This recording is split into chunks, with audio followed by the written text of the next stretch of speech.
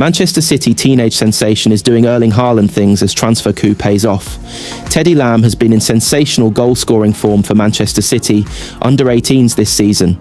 On a day when Erling Haaland failed to score for just the third time in 21 games for club and country this season, another Manchester City scoring sensation kept up his incredible goal record.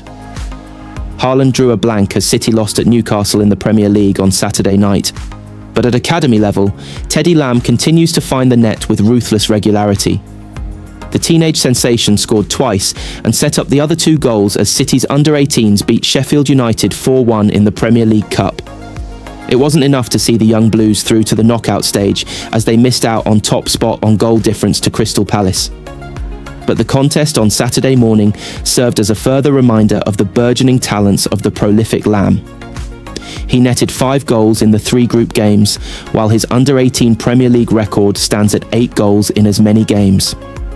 It's a superb record for the youngster who arrived from Leyton Orient earlier this year for £355,000. Still only 16 years old, Lamb is already displaying the goal-scoring impact that caught the eye of City scouts when the youngster was coming through at Orient.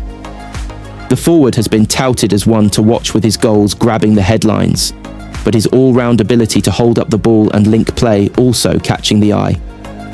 And Lamb, speaking after the 7-3 win over Blackburn in August, reiterated his desire to continue learning and developing over the coming campaign. "My technical game, as a number 9 you want to have that all-round play and not just the finishing and pressing," he said. "So just to tidy everything up and I will look a lot better. I want to go again and get more. I don't want to stop here. I want to carry on going." Lamb was attracting attention from a number of top clubs with his displays for Orient at youth level, but City won the race for his signing. Oliver Rice's under-18 side are top of the table with 8 wins from 9 games, and Lamb's goals have been a key ingredient. Rice is delighted to see Lamb in such form, even if he finding the net regularly is the requirement he demands from a centre-forward. That's his job. Scoring goals. "I'm happy with him, of course, but it's nice to see," Rice said earlier this season. "Again, us scoring goals, it doesn't matter who, but when our number 9 scores a lot of goals, of course I'm happy with him, and I'm happy for him." Wayne Rooney gives Manchester City penalty verdict after clear Phil Foden moment. Wayne Rooney reckons Manchester City should have been awarded a penalty in their 2-1 defeat to Newcastle United on Saturday evening. Wayne Rooney has argued that Manchester City were denied a clear penalty during their Premier League loss to Newcastle United. Ruben Dias' second-half equaliser wasn't enough for City at St James's Park, as a Harvey Barnes brace dealt Pep Guardiola's side their first defeat in 5 games.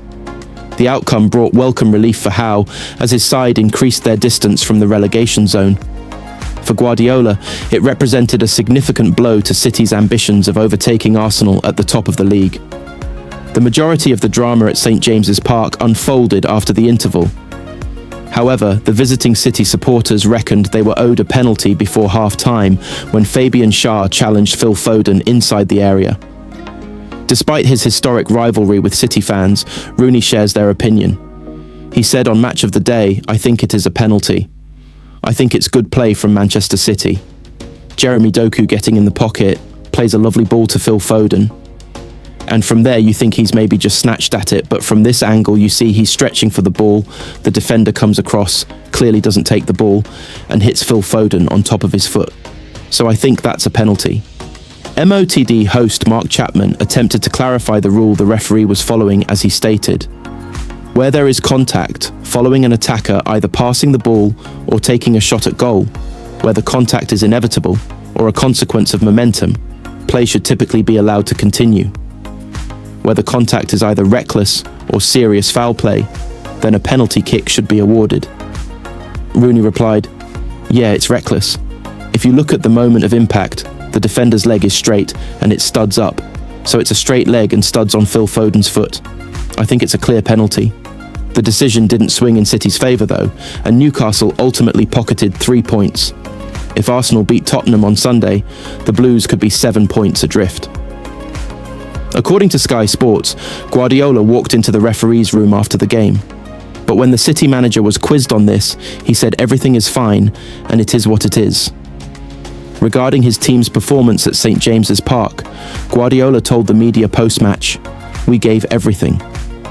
We wanted to make a step like we have done in the last 2 months, but this is not an easy place to come after the international break. There is a long way to go. It was a tight game. Chances for both sides. Gigio was extraordinary. We missed chances, and second half we conceded a goal. There were more chances for both sides, but we could not take the result. Guardiola's side host Bayer Leverkusen in the Champions League next. City are undefeated in Europe so far this season, having won all their games, bar a 2-2 draw against AS Monaco. Their next Premier League game is a home fixture against newly promoted Leeds United.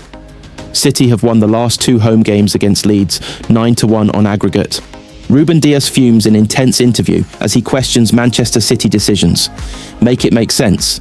Manchester City were on the wrong end of a couple of dubious decisions in their defeat to Newcastle on Saturday. Ruben Dias was left scratching his head over a number of decisions that went against Manchester City in their defeat to Newcastle on Saturday evening. Phil Foden had a penalty appeal waved away after he was wiped out by Fabian Schär shortly after taking a shot. Then Gianluigi Donnarumma claimed he was fouled in the build-up to Harvey Barnes' second goal of the game. Neither decision was given as City went on to lose the game 2-1. Dias spoke after the game and he expressed his frustration at the calls. The City defender said Newcastle were the better team on the night and deserved to win the game, but he admitted he was baffled by some of the decisions that had been made. Obviously, I feel like there was one in the first half with Phil. I feel like they were saying it was very clear, he told Sky Sports. Only the second goal I feel like we need to make it make sense. Where is the sense in their player pushing our goalkeeper outside the goal? What are we allowing and for how long? It's more like sometimes you allow it and sometimes you don't. Where's the rule? What can you actually do? In the second goal, Gigio is in his place and he's being pushed out and there's no consequence, it's allowed. I didn't even realise on the pitch, I thought it was weird he was out of position, but I had the chance to see the review and Barnes is pushing him away from the goal. We're so picky with certain contacts, but one like this, you allow it? If this is the rule, that's fine. Let us do the same. Back in the day, this was a foul. Now apparently it's allowed.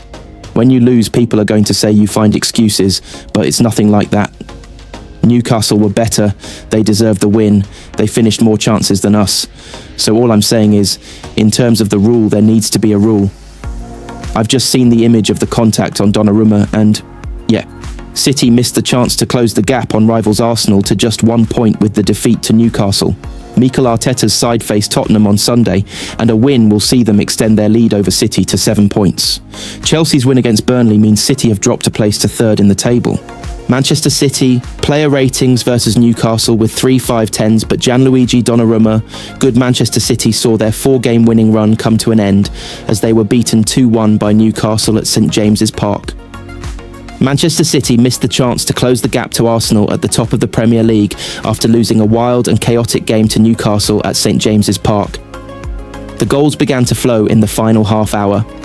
Harvey Barnes fired Newcastle ahead with a smart finish, only for Ruben Dias to respond almost immediately.